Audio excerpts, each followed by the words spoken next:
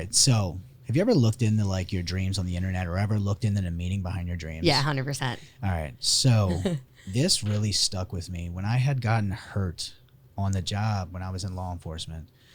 I was going through a breakup. I had a lot of things in my life that weren't settled, and there was just so many things I wanted to change.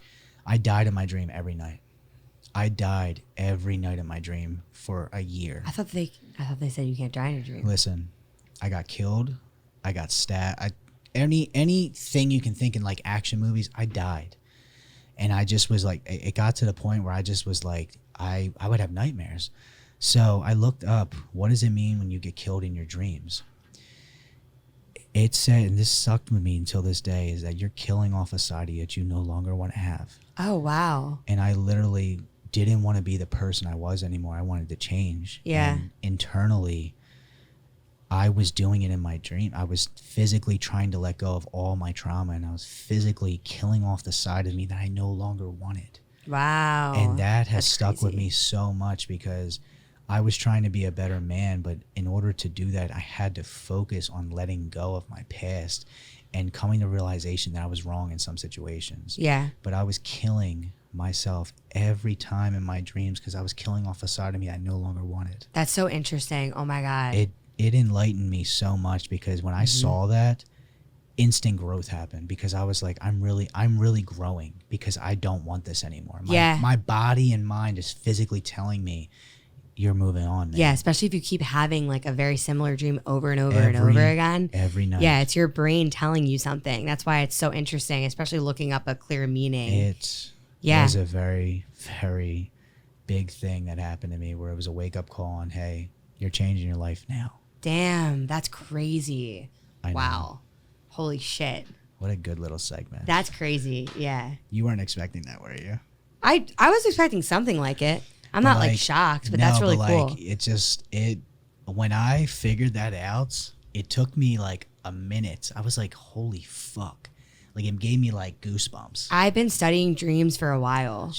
I've been looking into dreams for a really long time because I had really weird fucking dreams. I had insane dreams. Yeah. And I have it's your frontal lobe turns off. So when like a lot of people get emotional before they go to bed, or you start like racing thoughts and shit like that. Yeah. Because your cortisol starts going up anyway, and then your brain starts shutting off and goes into that emotion state. Yeah. And it takes all the pictures you see in your dream and the visuals or things that you've seen in your life. So it'll take those pictures, and sometimes it'll be really random, but it's just because a part of your brain's off. But what it's trying to do is it's trying to process stuff. That's what dreams are. So when things come to you in your dreams in weird ways, it's just your body trying to get through something or whatever. Like I had the same, like I said it, I don't know if you saw my video when I first got to California, I kept saying over and over again, like I've seen this in my dream. This is my reoccurring dream. Because I had a reoccurring dream for 10 years of my life. No shit. Yes. Wow. Yeah, of that. And when I got there, it was the most insane day of my life because I felt like I was in the dream that I kept having over and over again. I would have the dream like 3 times a year. Yeah. So when I got there, I thought I'm telling people, I'm not kidding. Like I'm not saying this is a dream. Like this is actually what my dream was. But I think that your dreams are a very big, big key part of information. Oh my God, yes. If you're having the same one over and over again, reoccurring dreams are a very big thing to look into because it's your body speaking to you. It's really, and the thing is and again, I told you, after I had gotten my head injury, I looked into like just how much, again, it sounds so ridiculous, but we have no idea how much our mind and our head, like everything affects us. It is your mind. Yeah. And your mind's everything. Yeah. Like you just have no idea that thinking positive, what it can do for you. And, certain chemicals in your brain move at nighttime. There's so many things that are released into your brain. And there is so much we don't know about it. We know, again, it's like we've studied the brain. Again, with serial killers, people study the outlooks of serial killers' brains and what they do and how they act and all this. But there's so many question marks on why certain things happen. And it's like you said, like our brain is a computer. We're processing every night. That's why we need sleep. That's why we need to go. And again, when we get into, did you say the REM sleep, rapid eye movement. So when you actually get into that, that's when your body is fully processing everything. It's just so interesting. And you need to hit REM sleep. Don't quote me on this exact number, but I think like 12 to 15 times a night. Don't quote me on that exact number, but a lot of times. Yeah. If you're drinking alcohol before bed, if you're looking at blue light before bed, 2 hours before bed, it delays your REM sleep. And then if you're not getting enough sleep, you're not hitting that deep sleep. You need to hit that deep sleep to process things. Is there something to do with red light before bed too? I think red light's good for you before bed. Don't quote me on that either. But blue light, all that stuff, your body just basically doesn't know. Yeah. Like your body needs to hit this, the correct circadian rhythm. That's why they say when you wake up in the morning, you need to expose yourself to light right away. Well, because it sets your clock. Well, here's another thing. So I read a book on Navy SEAL training. I do not remember the book for the life of me. I know that sounds awful. But I became extremely fascinated with Navy SEAL training because they strongly believed in the military that if you wake up between 3 and 4 in the morning, there is a chemical that's released inside of your brain that gives you the most creativity. Ooh. So when you actually wake up, so again, I never heard this before. Think about this though. What do they do in the military is that they wake up between 3 and 4 in the morning and then they immediately drink water. And then, they hydrate. Yeah. They hydrate immediately. Yeah. And then, they work out. But before they do anything, what's the first thing that they do in the military? Like you shouldn't know this, you might know this. They make their bed. Why? No, I do know that because it tells your brain that they focus on the 4 corners of that bed and they make it precise. Why? Is because as soon as you wake up in the morning, you have the most creativity, right? So you can do a lot of things as soon as you wake up because there's a chemical released in your brain telling you to be most creative. So when you make your bed, that is your first accomplishment of the day, which brings you to a very positive outlook on the entire day. And that's why they begin to start working out. 2/3 of the world's billionaires, including Jeff Bezos and Elon Musk, have a routine where they wake up at 3, 4 in the morning, they drink water, they work out, and then they start their day. And then they're in bed by 9, 10 o'clock. Why am I tearing up? Because we have really good conversations. I'm tearing up because I'm so freaking big on the morning routine, and I got really into that when I really wanted to move to California. I got really disciplined on that, but when I moved back, I stopped my morning routine. And it's been affecting me, and that's why it's so crucial to have that. Yeah. Because I've experienced that. Yeah. Because I was waking up at not 4, but I was waking up at 4:45, 5. Taking on the world, and I'll tell you one thing. Yes, I know. I'm gonna do this again. What is the best? Well, Edge Fitness just started opening up at 4 a.m. again. That's why I'm going there at 4 or 5. There? I go there every morning. I wish you. Yeah. Can I come with you? Yeah. Really? That's fine. Have you gas pass with you? I'm pretty sure I can do that. Can you? Do the third membership? I'll ask them tomorrow. They all know me. I'm pretty sure they're not going to care at 4 in the morning. There's no way I get what time is it? But the thing is that there is no greater feeling, and there's some people that might comment on this. The best feeling to me is walking out of that gym at 6, 7 in the morning, and I've just accomplished 2 or 3 hours. I do an hour and a half of cardio, and then I do 45 minutes of the sauna. Every morning. I've been doing it for 90 days. And from day 1 to now, my self-growth and everything has been so positive, and things have just worked with me. And while I'm doing that, I fast the entire time. I'm fasting the entire time. So by the time I get back by 7:30 in the morning, I have my breakfast. And I start my whole day, everything organized. Yeah, and you're up before everybody else is. I'm up for everybody else, but as soon as I wake up, I do my laundry, I do my dishes, I make sure everything's done. So by the time I come back, I'm coming back home, everything's already done.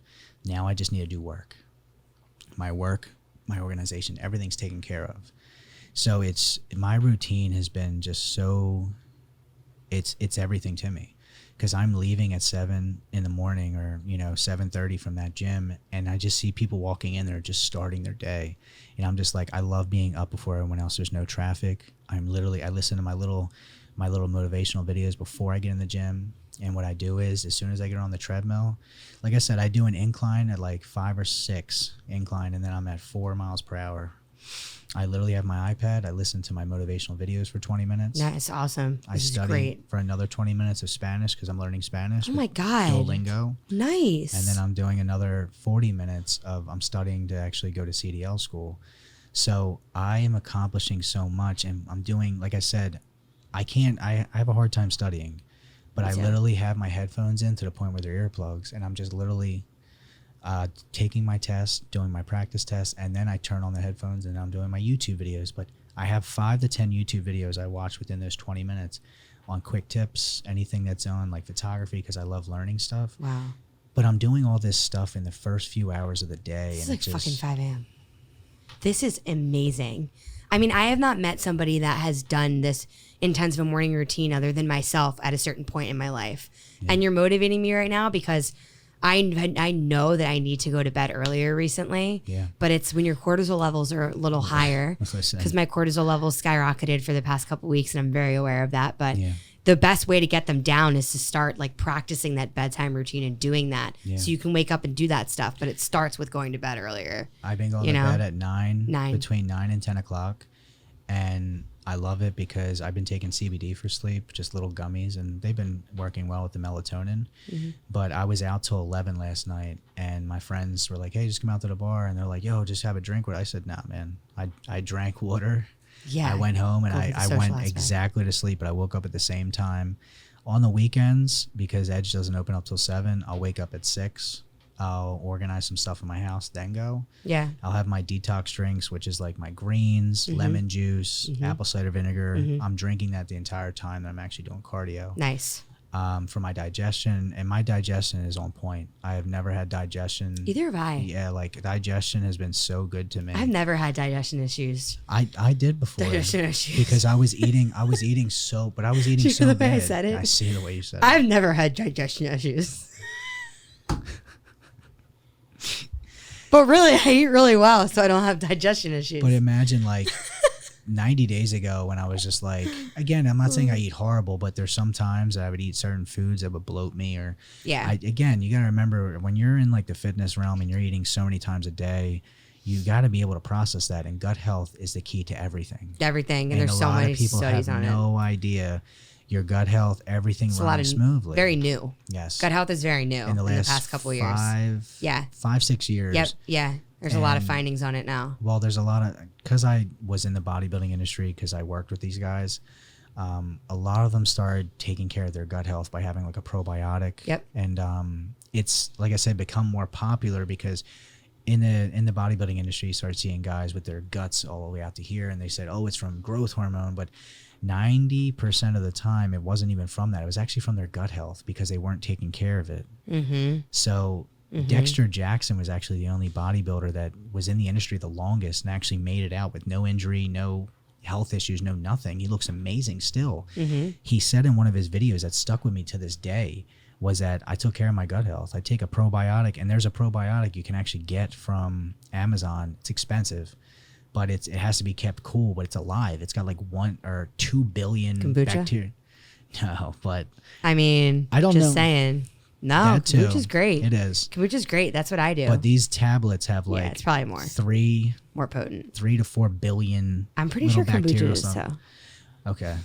We're going to promote kombucha. I love kombucha. It's not like big on the East Coast. But I tried it, and my digestion got slowly, progressively better. And then the apple cider vinegar, the detoxing from the lemon juice in the morning, everything. Yeah. And that's the one thing I had to thank Johnny Casalino for, who's with ProFX. He's a coach. That is, yeah. Johnny's amazing. He is smart. He's smart as hell with everything when it comes to health. Yeah, I've heard, yeah. To be honest, he's the closest thing to a doctor in my opinion. But he generally cares about his athletes and their general health. Great. The one thing that he did for me that I will always respect him for is getting my gut health and digestion in point, because that's the first thing he really attacks. That's great. But that majority of it, this just being, a fitness trainer, is that your gut health is everything. Yeah, I know. And if you don't have proper digestion, you're screwing yourself over. Oh my God. This is such a great segment. I know. This was great.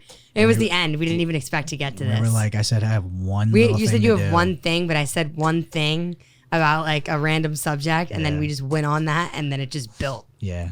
But that's good. It's completely organic. A lot of people can't keep up the way we keep up. I'm just letting you know. I'm not even like. No, I know. I'm not even. This isn't even. I'm there, but did you see my other that one podcast in California? You should see the whole thing.